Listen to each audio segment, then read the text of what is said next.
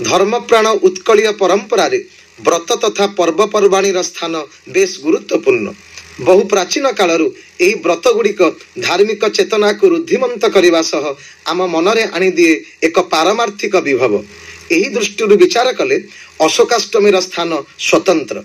चैत्र मास शुक्ल पक्ष अष्टमी तिथि रे एही यात्रा पालन करा जाए। तेबे मनरे स्वतः प्रश्न आसे, यह अशोक नाम रे नामित काहेकि? यह पछरे रहिछि अनेक पौराणिक मत और सामाजिक तथ्य। त्रेता जुगरे रावण सीता को हरण करि नै लंकार अशोक वन रे रखिथिला। माँ जानकी से बंधन रु मुक्त हेबा लक्ष्य प्रभु करुणा निधान रामचंद्रंकर पादपद्म को ध्यान करी 8 गोटी अशोक कली जल सहित सेवन करथिले। सही दिन ठारू हिंदू मानक मनरे एक दृढ़ विश्वास रही जे अशोकाष्टमी दिन 8 गोटी अशोक कली जल सहित सेवन कले ए जीव भवबंधन रु मुक्त हो जाए। आमर लोक संस्कृति तथा सामाजिक चलनी मध्य अशोक कढ़ी एक स्नेह तथा मधुर संपर्कर प्रतीक रूपे मध्य प्रचलित। विशेषकर नारी माने परस्पर मध्य भाव विनिमय और स्नेह दिया निया बेले डाकती अशोका कढ़ी मने पकाइब घड़ी की घड़ी। आयुर्वेद शास्त्र अनुसार अशोकर श्रेष्ठ गुण होउची यह विष निवारक और रक्त दोष हारक। विशेषकर बसंत ऋतु रे एही अशोक वृक्षर छेली स्त्री रोग पाई एक अव्यर्थ महौषधि भाव में काम दिए बोली कविराज मानकर दृढ़ मत। अन्य एक पौराणिक पृष्ठभूमि जना जाए जे लंका युद्धर गोटे पटे थांती मर्यादा पुरुषोत्तम और अन्य पटे दुर्धर्ष लंकपति रावण। भगवान गोटे परे गोटे जेते बाण रावण उपर को निक्षेप कले मध्य रावण थाए दृढ़ और अविचलित। विचलित हो पड़े प्रभु रघुमणि पाखरे थिबा परामर्शदाता विभीषण को एहार रहस्य पचारते। विभीषण कहले, हे राघवेंद्र, शिवभक्त रावण शक्ति बल रे होइछि बलियान। से जगत जननी आद्याशक्ति को उपासना पूर्वक आयत्त करि नेछि। फलरे कौनसी अस्त्र तार क्षति करि पारिबो नाही।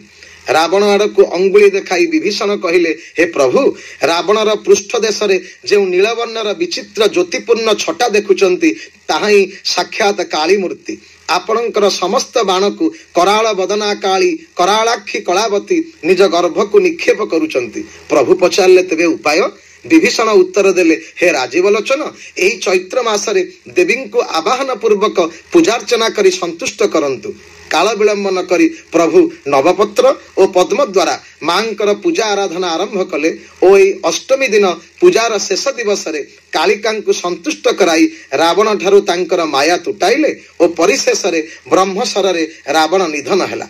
तेणु युद्ध समय रे उपजिथिबा शोक को शिव और शिवांकर प्रसाद द्वारा विनष्ट करिथिबारु एहा अशोकाष्टमी नाम रे ख्यात हैला। फलस्वरूप विजय श्री विमंडित रामचंद्र आनंद रे हर पार्वती को रथ रे बसाई आरंभ करिथिले यात्रा। किंतु बड़ कौतूहलर कथा जे एही दिवस रे गडुथिबा रथर नाम रुक्कुणा रथ बा रुक्कुणी रथ। पुराण मतानुसारे आम संस्कृति रे पंचदेव उपासना बहु प्राचीन। एही पंचदेवता तथा गणेश, नारायण, रुद्र, अंबिका और भास्करंकर रथ विभिन्न नाम रे नामित। गणेशंकर रथ खदीर, नारायणंकर नंदीघोष, रुद्रंकर अमोघ, अंबिका अर्थात शक्तिंकर रुक्मिणी और भास्करंकर रथर नाम हेउछि हिरण्यचेतस। एणु अशोकाष्टमी दिन व्यवहृत हेउथिबा रथ रुक्कुणा बा रुक्कुणी रथ नाम रे नामित हेबा पछरे रहिछि शक्ति पूजार प्राधान्य। एकाम्बर क्षेत्र रे चैत्र मासर शुक्ल पक्ष अष्टमी तिथि रे लिंगराजंकर चलंती प्रतिमा श्री चंद्रशेखर, रुक्मिणी और वासुदेव को रथ रे बसाई बेस आनंद उल्लास मध्य रामेश्वर मंदिर पर्यंत निया जाए। एही दिन रथस्थ हरगिरिजा को दर्शन कले पापक्षय जाई अनंत फल मिले बोली आमर गभीर विश्वास रही। अशोकाष्टमी व्रतर मूल तत्व है श्रद्धा और विश्वासर उपासना। तेणु आजिर ए शोक जर्जरित प्राण रे शीतलतार चंदन पाइबा पाई आसंतु ए देह रथरे श्रद्धा स्वरूपा रुक्मिणी को बसाई आवेग रे गाई उठिबा। शरणागत दीनार्थ परित्राण परायणे सर्वस्यार्ति हरे देवी नारायणी नमस्तुते।